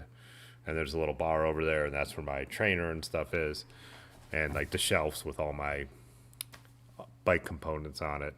So I built that little pegboard to hang like caps and whatever, just to kind of dress the place up a bit. And then not only is this the best way to store bikes, it also looks cool, and like I said, when I get my new computer and that comes up here, I'm going to put this computer downstairs, and I think I'll do all the live streams from down here.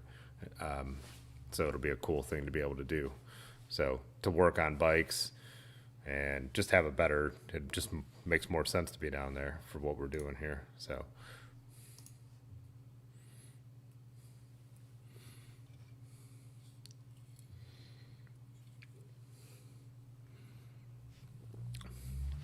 Obsolescence was asking if the bikes go sideways. I have the hooks close. I'm not sure 100% what you mean, but the hooks are close enough to the wall that both wheels are pushing on the wall, so they'll kind of sit wherever you put them. If I need to get one out, like the Raleigh has such wider bars, and even with the Zeitgeist bag on the back there, that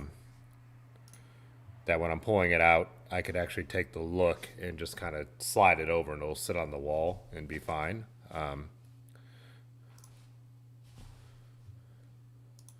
But they don't swing around without any, they're all firm where they are, because the both wheels of both tires of the bike are rested on the wall. So JB5 said that bike helps ease the tension when we have too many bikes. Yeah, I think Dylan made a good joke in the Discord about I have more bikes than a bike shop does in 2021. So, and so out of that, if looking at that, what I have up there, The Jatan, the second one is not finished, and then the Look over by my Raleigh. Those are both bikes that need work, but all the other bikes are totally rideable. Like I said, I have the bike on the trainer that's rideable, and I have my single speed that I built up that's rideable. But then I have like a wall hanger up here in the studio that was my dad's that I don't ride anymore. So a lot of people ask me how many bikes I have. So there's 10 in this picture. There's one on the trainer, so 11. There's one on the work stand, which is 12. There's the single speed, 13. My dad's old one, 14. And then, as you can see, there's a couple random frames I've picked up over the years that I just have. So 14 bikes that have all this, almost all the stuff on them. 10 that are fully rideable, and then a few bike frames.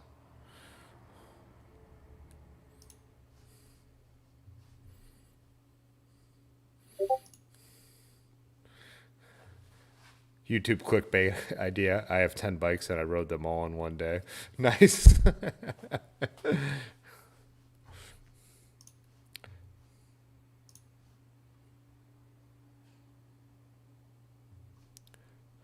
see. I've got a couple other drink picks since we started. David said he's still hydrating, so he's got his Farmstead Bike Shop Minneapolis bottle. And then, what's Rusty drinking? King Sue double, I don't know if that's his hazy, but a double pale ale. Isn't that the name of the first T-Rex, or the first full T-Rex they found was Sue, I believe, or is that the one in the New York museum? Sue is the name of a T-Rex. I know that's where the name comes from, but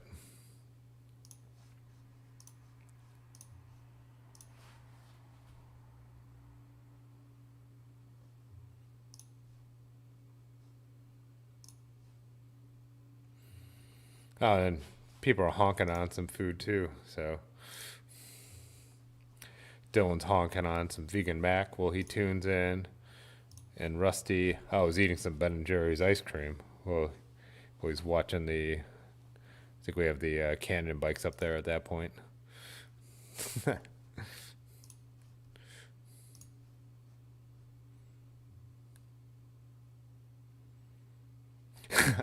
Farley said I'm the cause of the shortage.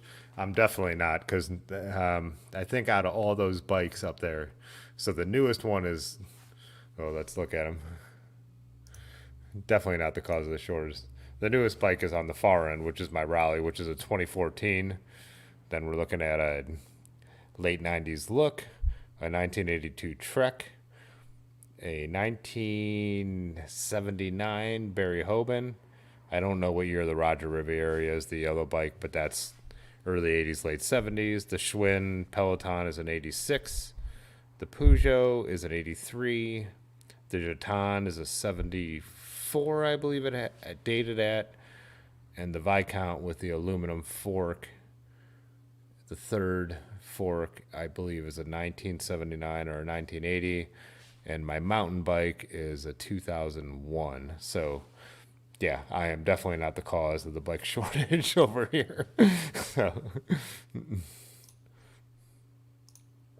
Oh, Rick asked where the Dutch bike is stored. So I did build a little in the back of that basement beyond there, like a little guest bedroom, or even for me, it's a place to crash to take a nap.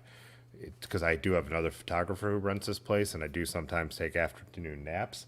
So I built like a little room down there, and I painted it all blue, and the single speed is blue, so I have it sitting in that room because it just kind of looks cool in there. But yeah, so that's where that bike is.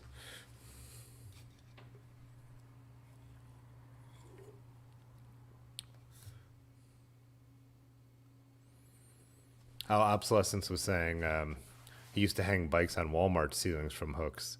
They would go crooked at the worst time standing on the top step of the A-frame ladders, for example. Yeah, that's the reason I read this. So, like, of course, before I would do something like this, someone had mentioned how if you hang them every other, so like front wheel, front wheel, rear wheel, you could use the floor joist. The spacing is perfect. And they also said make sure the hooks are close enough to the wall so the wheels are touching the wall, so they're not just free hanging. And all good advice. Farley's comment. Yeah. Afternoon bender. Yeah. When I get home from St. Patrick's Day, Dylan, I got to pass out somewhere. And I have a back door. I think I've showed this, but like I said, I still do want to do a full tour of the studio video so everyone can see what this place looks like entirely. Those of you who are coming to the meetup will get to see it in real life. But there's actually a door that goes up out of the back of this basement as well. So it is like nice that I can come and go that way. And so if there is even if there happens to be a bender and the other photographer's working, we let each other know when we're going to be here working. I do have that other entrance, and since my bedroom is in the back of the upstairs here, I could go between the two by going outside and coming up. So if she had clients in here and she's doing portraits and I don't want to disturb them, I have a way to get kind of around between my living spaces without crossing through the space that's shared, which is interesting. So, yeah. I have a back door. I have 4 doors here because there's the 2 different buildings, because these are 2 buildings combined. And then there's 2 other doors that go up to my tenant's apartment. But then out of each basement, there is a back door as well. So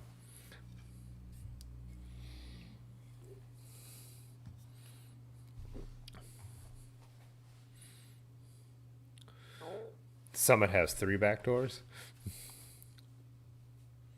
You have to pay the toll.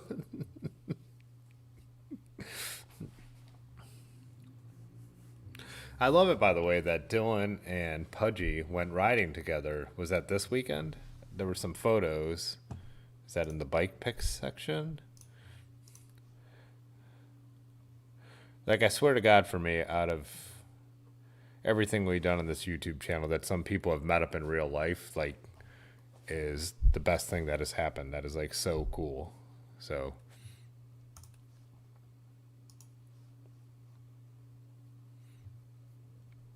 yeah, there's the bikes.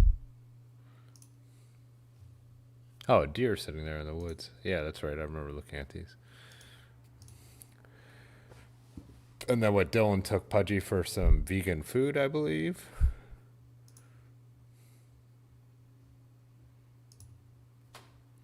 We got Pudgy doing the creek crossing.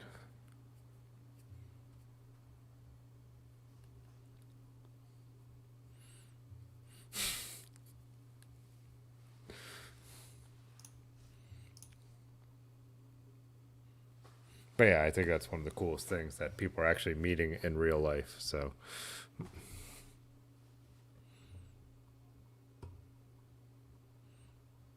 Summit had a few cool photos posted too from some of his rides. I believe with his, well, you never said it. I believe it's his wife. I mean, it's that she's riding that Schwinn too that I remember seeing getting worked on in the shop when I was in there.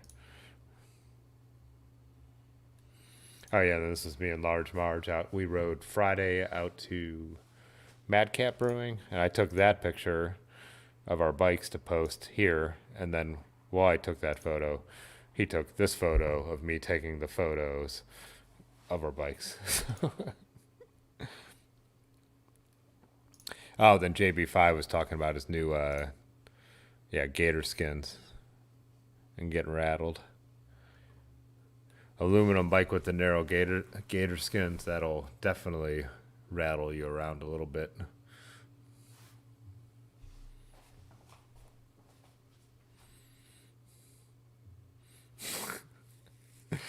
IRL. A Dutch enthusiast.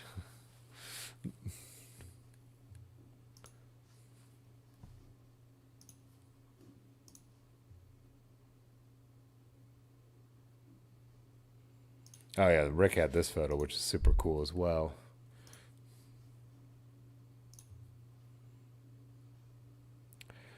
Hitting the industrial gravel out there in Philly. Some nice graffiti. I love good graffiti. I hate bad graffiti. So you had 2, I think, from this series.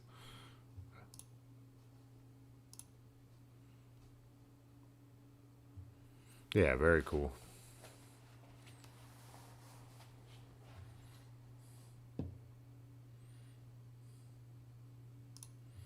Yeah, so the other thing I was going to say, and because I've talked about this and mentioned this, um, and I put it in the title tonight, spring over here, like, I think it'd be the same down in Columbus for like, but has disappeared. So today was nice because it was dry and the sun was out, but it was still like 50 degrees. Not bad. I rode, of course, but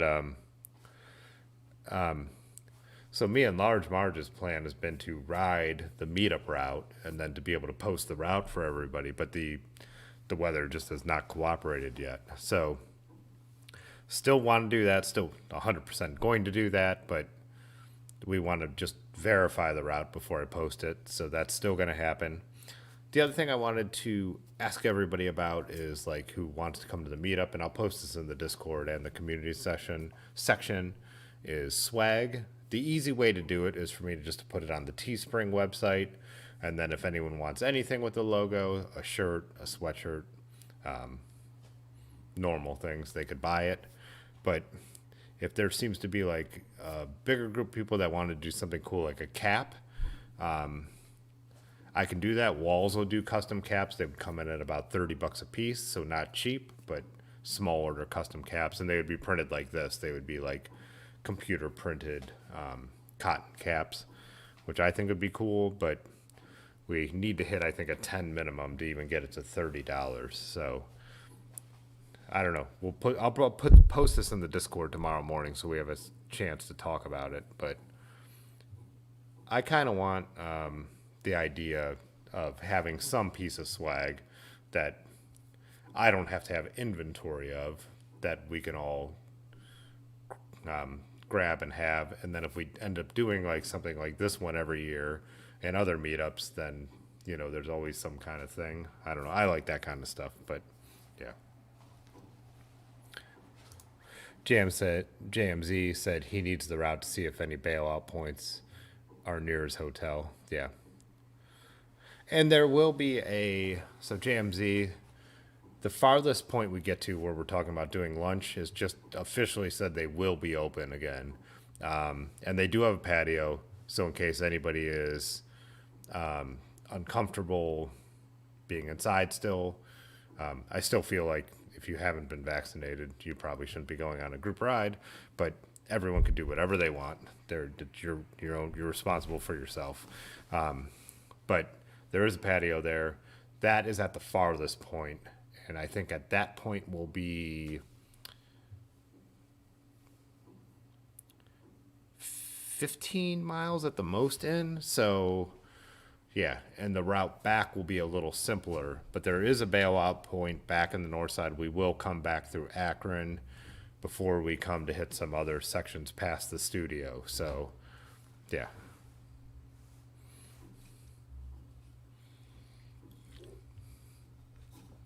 Yeah, the idea I like about caps, even if you're someone who doesn't wear a cycling caps are something you could hang somewhere, you know, I mean, put on a hook, something you can have, even if it's not your style. There's something that like kind of a good memento that usually you could put somewhere around, but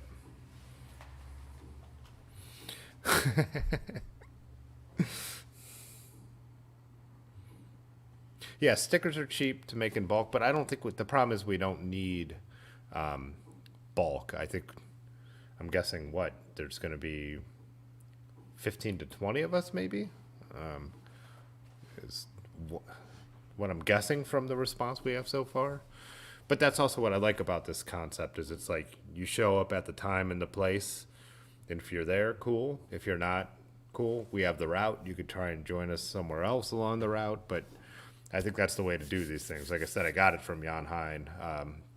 Bicycle Quarterly does those meetups, and it just makes it super easy. So like nobody has to be stressed. There's going to be no clipboard with crossing off names or anything like that, you know. And I think me and Large Marge are saying with it seems like the group we have is what we'll do is we will ride and everyone could ride at their own pace. And then when we come to like a section where it might be where we have to cross a road or it's confusing, like that's the spot to wait up and maybe sip your water, have a snack, and then all hit the road again together. And if it spaces out again, cool, then we'll accordion back together at the next, you know, major turning point. So bandanas would be easy. And I do have a friend who does screen printing, but I think the cost of the screen might become prohibitive. But that could also, maybe we could work in a way where the year can be changed on that. So, or maybe you don't put the year on and then we just change the color every year, something like that. We'll see. The hat thing I need to move on if we're going to, the caps. Walls guarantees about a month. And so I think what today is the 11th and the ride is the 13th. So, yeah.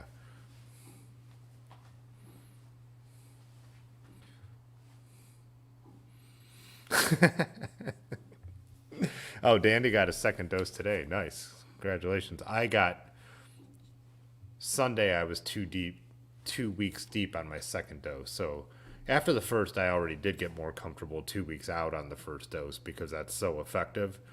And then that's why yesterday I actually stopped at a bar because I'm like, I haven't done that forever. So, because 2 weeks in on the second dose. Yeah.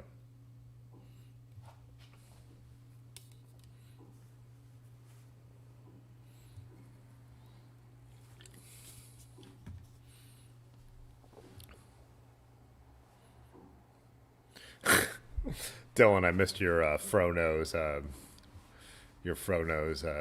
reference up there a little earlier, but I just saw it now. Yeah.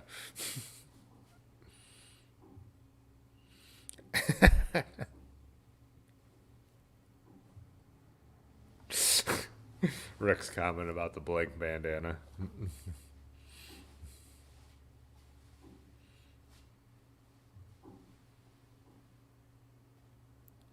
Industrial barf buckets. Oh, man. Oh, the other thing I forgot to do was we're able to add 2 more custom emojis to the YouTube now with the new members. From last week and this week now will give me 2. So I have to get those up there. And then I need to make more in the Discord because the Discord's limit is like, I don't know, it's high. It's a lot. It's like 100. But in here I think we have 9 and now I could have 11. So.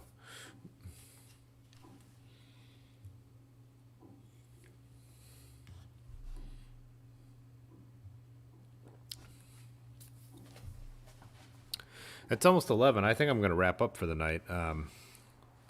Like I said before, I think in the summer I'm going to keep these a little brief. And so I'm riding in Toledo this weekend because Erin has a market up there she has to go and set up at. So I'm going along with her.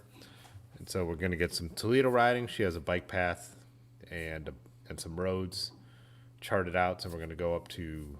There's a Grand Rapids in Ohio, believe it or not, and there's an awesome brewery. We went up there a few years back. They do true sours, like barrel-aged sours, like mixed culture type sours. So we're going to check that out, called Wildside. So I'll be up there, but I have like 3 other video projects I'm working on this week that I have to have done. One is bike-related. It's for the Ohio and Erie Canalway Coalition. I believe I talked about when I was videotaping all the big shots, the mayor of Akron, the Summit County executive talking about this. So it's cool. I've got to get that together first thing in the morning so we could go back and forth with the drafts. So, yeah, just got a lot of work to do. And then just with the nice weather, we're riding, and the vaccinations, we're riding our group rides again on Wednesday. So, yeah, I don't think we'll be going to midnight very often on the streams anymore. Just a fact of, summer and stuff to, the way it's going. But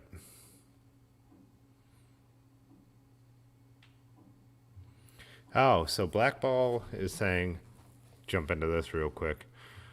Must be nice to plan a second shot to get a second shot. Not the same situation in Ontario right now. Got his first a couple weeks ago, in the dark about the second.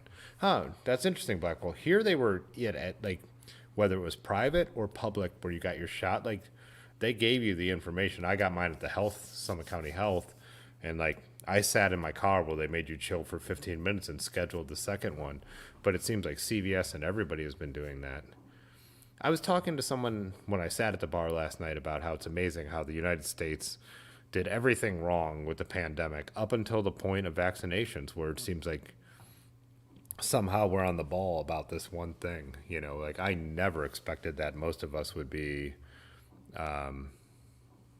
vaccinated by now. People who want them. Ohio, or Summit County in Ohio, canceled one of their mass vaccination clinics because not enough people signed up. That's crazy to me. So, Dylan said worst case Ontario. Yeah. Yeah, one is better than nothing, but Rusty's saying Toledo is gross. So I had a photo shoot up there. So Aaron came with me, just like I'm coming with her to her gig, and there are parts of Toledo, like even near the downtown, that are definitely on hard times. You know what I mean? Midwest city, but there were other parts that we were really impressed with. Like there were a couple little districts and parts of the downtown area that have turned around. The Glass City, Toledo is, yeah. You know what, Rick? I will give Biden definitely made the vaccine thing better, and I am someone who detests Donald Trump with like all of the fibers of my being, but they they did get the ball rolling with that after ruining everything and making the pandemic way worse than it had to be, a total disaster. When it came to starting to get the vaccines out, they didn't do that bad of a job. I mean, like the one thing that they actually kind of did right was get everyone to work together.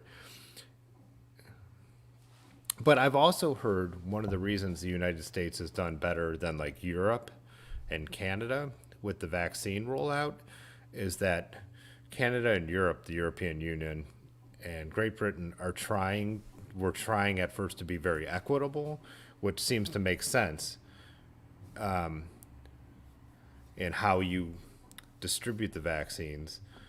But the better way to go about it when you need to get vaccines out there is just to put them out there. And because you just need a critical mass no matter what. Rusty Shackelford super chatted $2. Tim is getting hungry. He's off to feed on blood.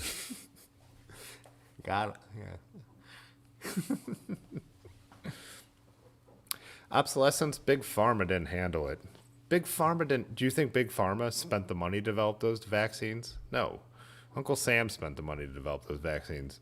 So, yes, the two companies are three, Pfizer, Moderna, and Johnson & Johnson, developed the vaccines based on technology that has existed, all on government research and government dollars. The government made these vaccines happen. And so when people always say, like, the government's inefficient, the government can't do anything, private companies have to do everything, it's not true. The research has been done in U.S. labs with U.S. money and stuff like that. It's just a combination. It's a combination. It's not, but yeah. And Patrick's saying the U.S. also purchased most of the supply of Pfizer and Moderna, and also will not release. Now they're talking about doing it, releasing the patents, so these could just be made available worldwide. But yeah. But there's other territorial disputes. The U.S. isn't the only one at fault. India is basically running,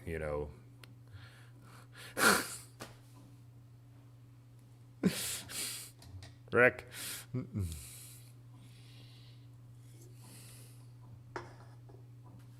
Where's the robot?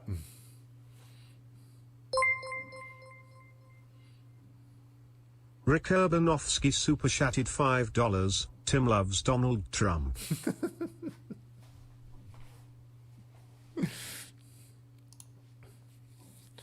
Yeah, but like Modi in India had been like doing a really good job on the pandemic, and then he decided it wasn't politically expedient anymore, and now he's holding political rallies, and now like people are like in line for oxygen. All the worst case scenarios people told us that we would be going through if we didn't wear masks and be careful. India has just done and are showing what the worst case scenario for this pandemic is, and it's all because of politics, and it's the stuff that really we look like the road Donald Trump was sending us down. So yeah. Rusty said, "Whoa, too far, Rick." So yeah, Farley. Let's really hope we can get some I mean, we were handling the pandemic so badly that Canada banned citizens of the, and still, the borders closed. We're still not allowed to go to Canada. And now the United States has done so well with the vaccine rollout that we're actually in better shape. Because who's our Toronto guy in here? We have a Toronto guy too, who was talking about how bad it was a couple weeks ago, how they were in like pretty much full lockdown. Why am I drawing a blank on who's our Toronto dude? It's weird. The whole thing is weird. Like watching France, like Paris-Roubaix get canceled and all that stuff. Like all the bike races get canceled early on, or no fans in all the Belgian races. I'm like, how are these countries doing worse than us? Because we are not good at this kind of thing. So, yeah, India is absolutely horrifying. I'll blackball. You're Toronto. Okay. Yeah. Ontario. Toronto, Ontario. Yes. Yep. Makes total sense. They kind of go together. Yeah. I'm a really bad name person, even in writing. So it's like, takes me a lot to remember. But I was keeping, a while ago, I was keeping a list of people like, this is the bike they own, this is the city they live in. It helped me out. And then I kind of got a little lazy on my cheat sheet. But all right, dudes, I'm going to hit it. I do have to get up, like I said, and go back and forth on some video work. And then I have video shoots all day long on Friday. So, yeah, which is awesome. It's great to have work, but I just got to keep up on it. So, yeah, do a mix of the YouTube stuff and a mix of still the real work stuff, you know. So, all right, I will see you guys on Thursday for sure. And not sure about another video upload before Monday, the typical one, but we'll see what happens. If I could squeeze one in, I would love to. Okay. You don't have time to make fun of that. All right. Okay, bye. All right. Cause Yeah. this is not Fitzwater photo.